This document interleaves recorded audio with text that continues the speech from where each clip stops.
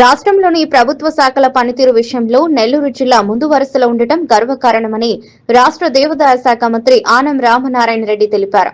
శుక్రవారం ఉదయం ఆత్మకూరు ఆర్ఎండ్బి అతిథి గృహంలో పలు ప్రభుత్వ శాఖలపై మంత్రి అధికారులతో సమీక్ష సమావేశం నిర్వహించారు. సాగునీటి అంశాలపై సోమశిల, తెలుగు గంగ, నీటిపారుదల శాఖల పనితీరును సమీక్షించిన మంత్రి ఆనం రామనారాయణ రెడ్డి కాలువల మరమ్మతులు కొనసాగుతున్న పనులపై వివరాలు అడిగి తెలుసుకున్నారు. విషయంలో సోమశిల, తెలుగు గంగ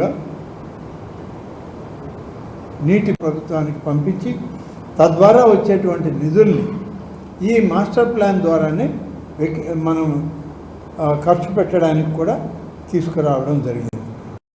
చెరువు ఏదైతే ఉందో ఆ చెరువు గట్టు ఆనుకొని దానికి మాస్టర్ ప్లాన్ బౌండరీ వస్తుంది. ఈ master plan boundary reservoir bund దగ్గర వస్తుంది కాబట్టి రిజర్వాయర్ బండ్ ఒక్కొక్క నియోజకవర్గానికి కుటుంబాలకు 45 లక్షల CRF నిధులని మధ్యాహ్నం వాళ్ళకి కూడా పంపిణీ చేయబోతా ఉన్నారు. ఇటీవల మున్సిపాలిటీలో ప్రమాదానికి ఒక డీటెయిల్డ్ ప్రోగ్రాం తయారు చేసి మీ ద్వారా కూడా ప్రజలకు తెలియజేసే కార్యక్రమం పూర్తిగా చేస్తానని